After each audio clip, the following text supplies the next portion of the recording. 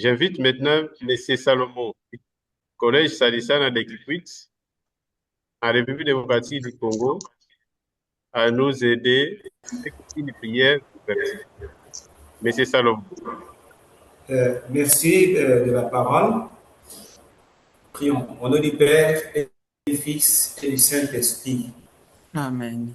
Dieu de tendresse et d'amour, créateur du ciel, de la terre et de tous les êtres visibles et invisibles, animés et inanimés dans l'ère diversité.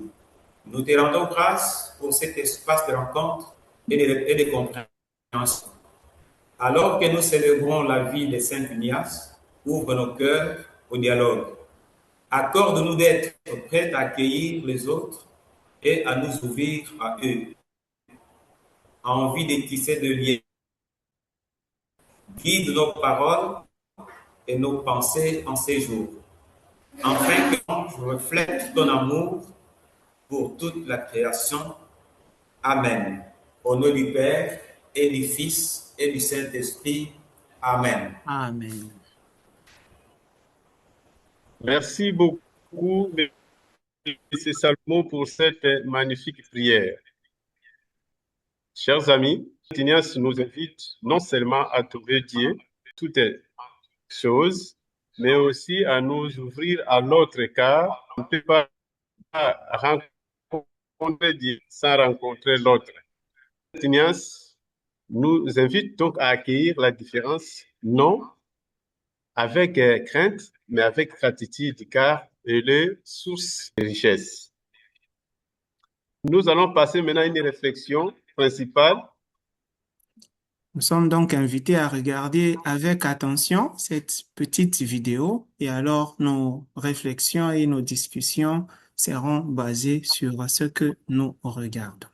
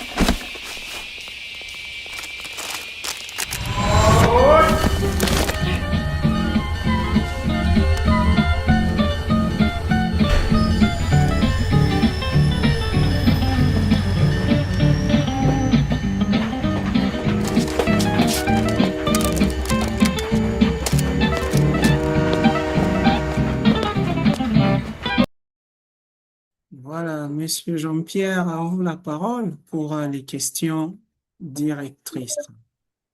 À présent que nous sommes enracinés dans l'esprit d'Ignace et du dialogue, nous invitons nos établissements à réfléchir à ces questions directrices. La première question, dans la vidéo, la dame juge des jeunes hommes uniquement sur son apparence. Ses vêtements, son style vestimentaire. Pourquoi pensez-vous qu'elle ait réagi ainsi?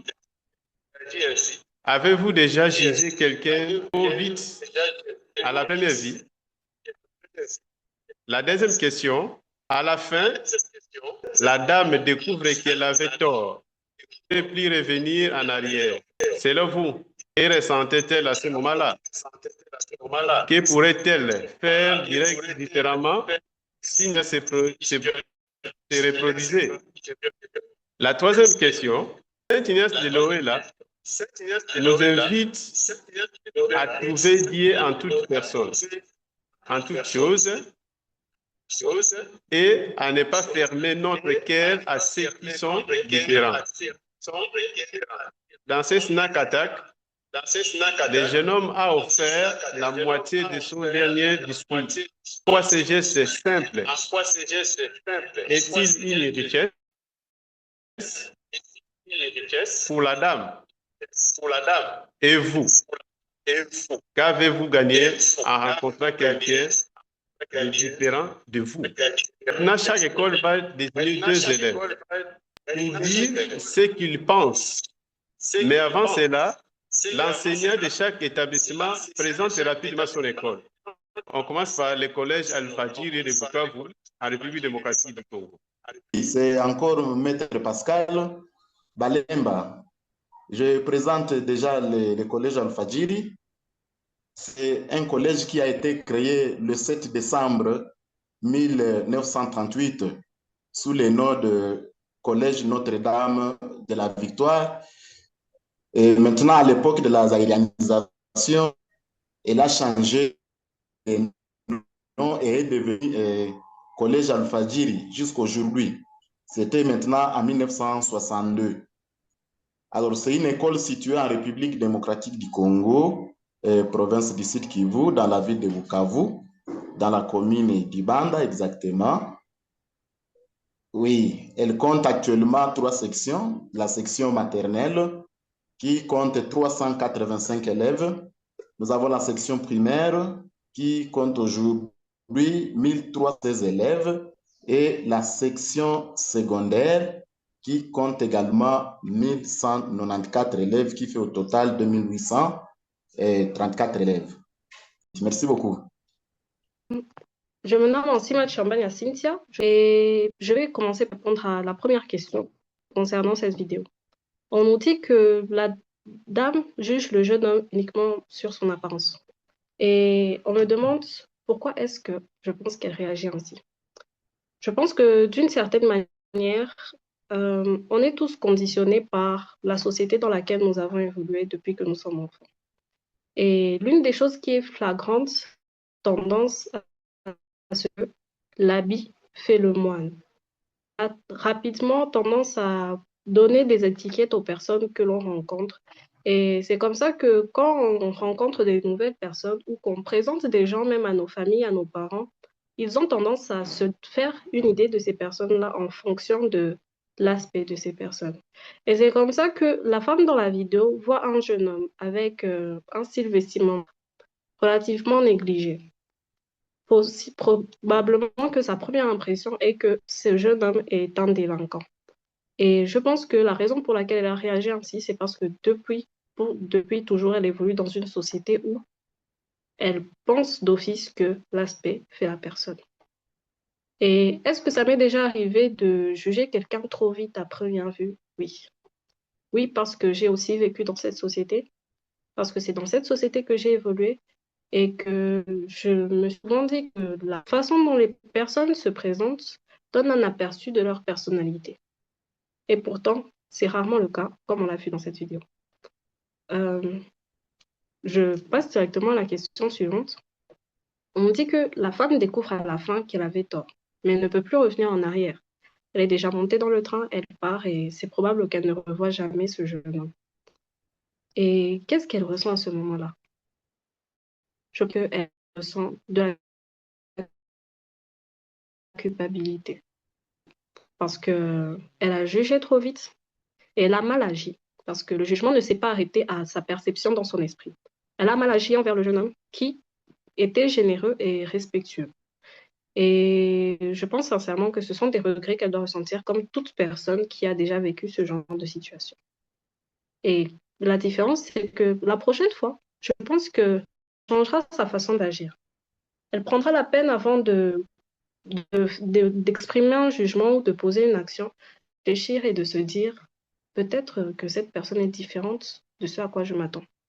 Peut-être que cette situation a une portée plus grande que celle que je vois. Et je pense que la prochaine fois, elle prendrait la peine de se dire les apparences sont trompeuses et ça vaut la peine de discuter. Vu que nous sommes en train de parler de l'ouverture à l'autre, je pense qu'il est important de mentionner que dans cette vidéo, on se rend l'un comme l'autre n'a pas pris la peine de comprendre ce que l'autre voulait transmettre. La dame n'a pas pris la peine de poser des questions. Et le jeune homme lui-même, quand la dame a commencé à s'exprimer, avait encore les écouteurs dans ses oreilles. Ce qui a fait qu'il était incapable de comprendre qu'il y avait un malentendu qui était en train de se produire sur place. Et je pense que si l'un comme l'autre avait été plus ouvert à la discussion, la femme avant le jugement et le jeune homme pendant que la femme s'exprimait, la vidéo ou ce qui se s'est passé aurait pris une tournure totalement différente. Alors, Saint Ignace de Loyola nous invite à trouver Dieu, à ne pas fermer notre cœur à ceux qui sont différents. Et dans Stack Attack, le jeune homme a offert la moitié de son dernier. En quoi est-ce que ce geste simple est une richesse pour la dame? On nous dit de trouver Dieu en toutes choses. Et nous savons tous que la nature de Dieu, c'est être amour. Donc Dieu est amour. Et je pense que on doit trouver l'amour dans tous les petits gestes et dans tout ce qu'on fait. Et enfin, qu'est-ce que j'ai déjà gagné en rencontrant quelqu'un de différent de moi? Ça me permet d'avoir une certaine ouverture d'esprit, tant de discuter, de parler ou de rencontrer, de voir des personnes de cultures différentes, de religions, de foi, d'éducation différente. C'est important d'avoir cette ouverture d'esprit. Je me rends compte que tout le monde, même le plus petit d'entre nous, a quelque chose à nous apporter. Et que cette différence-là, c'est une richesse. Merci beaucoup. Merci beaucoup, Cynthia, pour ce partage combien profond et enrichissant. Monsieur Jean-Pierre, nous vous remettons la parole pour la suite. Là, nous passons la parole au collège et Sadi. Merci. Nous allons accorder la parole à M. Emmanuel, qui va présenter les collèges élèves ne puissent répondre aux questions et réflexions. M. Emmanuel, vous avez la parole. Nous allons faire de suite, chers éducateurs et partenaires de la mission éducative, chers élèves. Je suis M. Emmanuel Dinian, enseignant-professeur en commercialisation au collège Sadissa en République démocratique du Congo. Les collèges Sadissa est une œuvre éducative de la Compagnie de Jésus, implantée dans la ville de Kikwit et fondée en 1955 au service de la formation intégrale de la jeunesse.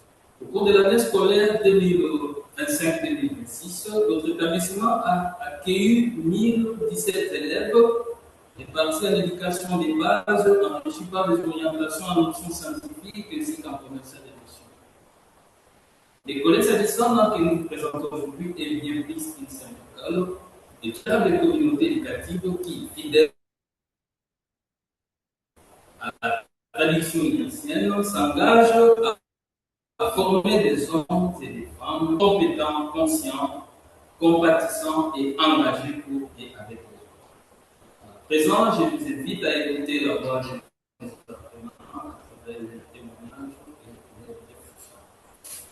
la dame se fie uniquement aux apparences. Elle voit un jeune homme habillé simplement et pense immédiatement qu'il est mal élevé ou qu'il veut profiter d'elle.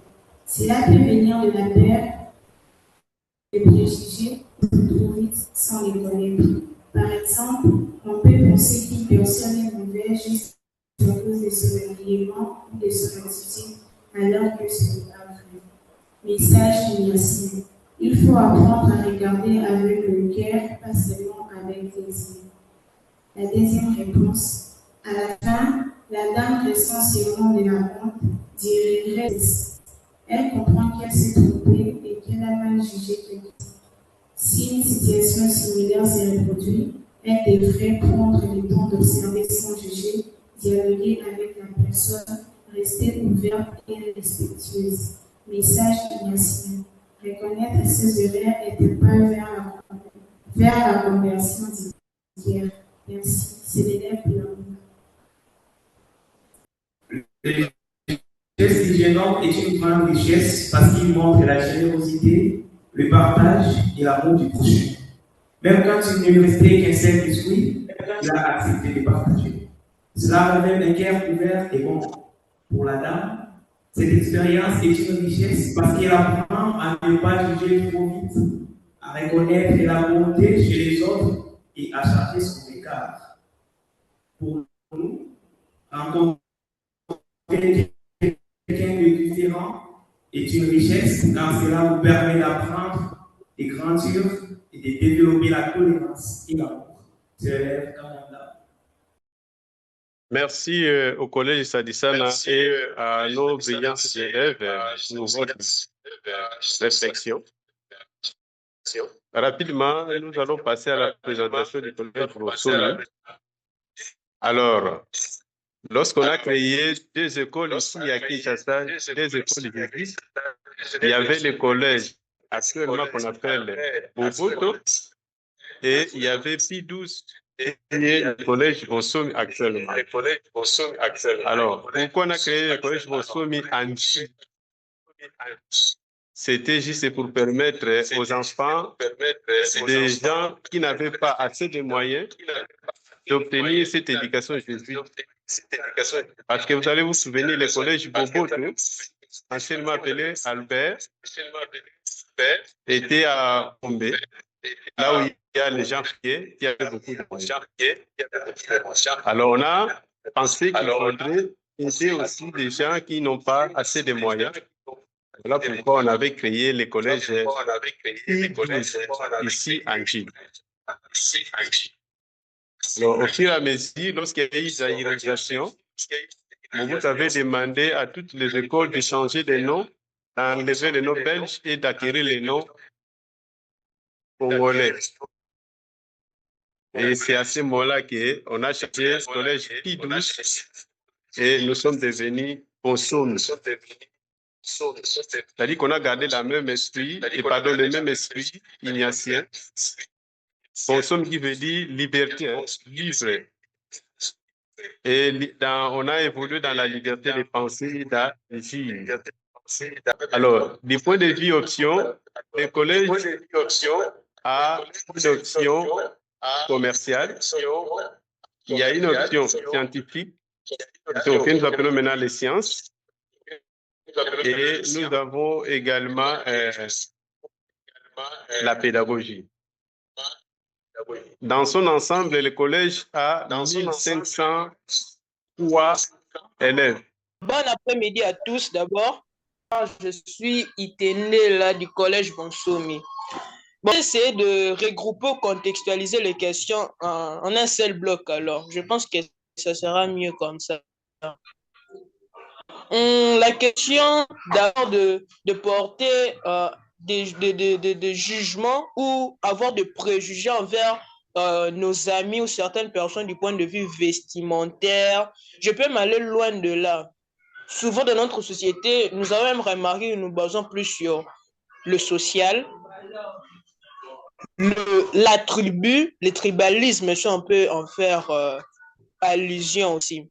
C'est pour cela que je me suis dit que cette habitude, en fait, c'est ce que plusieurs d'entre nous adoptons. Et aussi, personnellement, moi, je dirais que j'ai déjà fait l'expérience de cela. D'une certaine manière, j'ai déjà jugé des personnes du point de vue apparence. On s'est dit que non, en voyant telle personne avec cette allure, il est certainement comme ça. Soit je prends du recul envers la personne parce que je le vois comporter d'une certaine manière, s'habiller de telle manière, et ça nous pousse à pouvoir porter des jugements envers la personne. Et personnellement, je trouve que cette habitude, c'est pas favorable alors à adopter. Surtout pour nous, élèves qui incarnons l'image de Saint Ignace, je pense que sur ce point, nous devrons un peu plus nous améliorer aussi. Porter des préjugés, c'est la même chose aussi que la dame aussi va s'en rendre compte lorsqu'elle va découvrir qu'elle avait tort. Et certainement, elle s'est sentie dessus. Elle s'est sentie dessus de la manière dont elle s'est affichée envers la personne.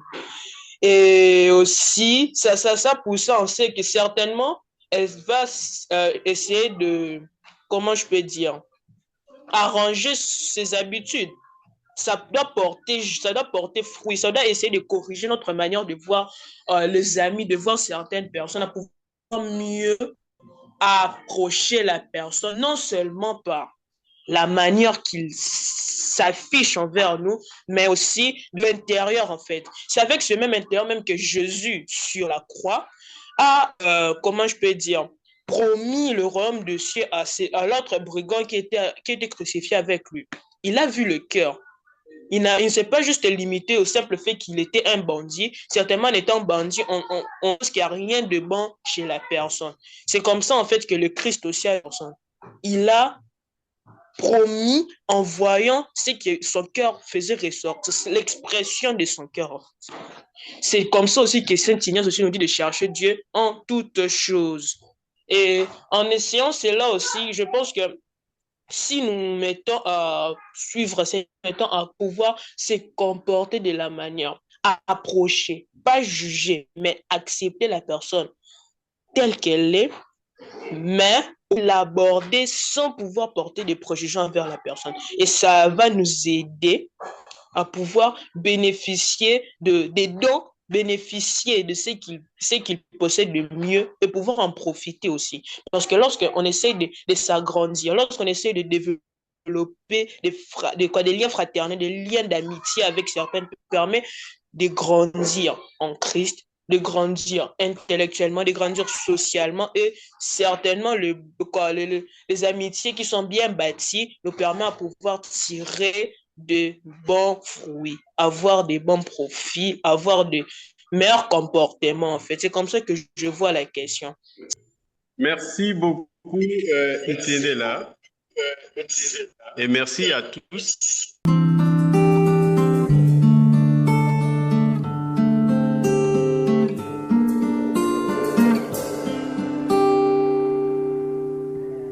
Prends, Seigneur, et reçois toute ma liberté, ma mémoire, mon intelligence, toute ma volonté. Donne-moi, donne-moi, donne-moi seulement de t'aimer. Donne-moi, donne-moi, donne-moi seulement de t'aimer.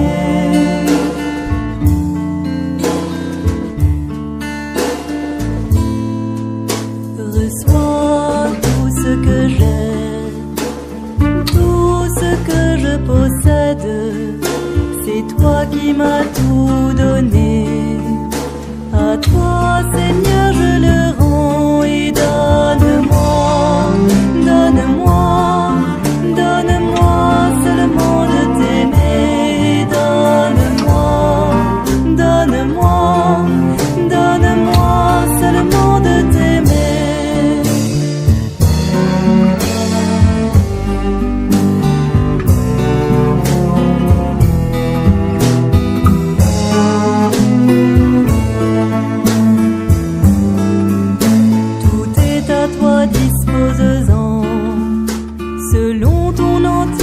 volonté et donne-moi ta grâce.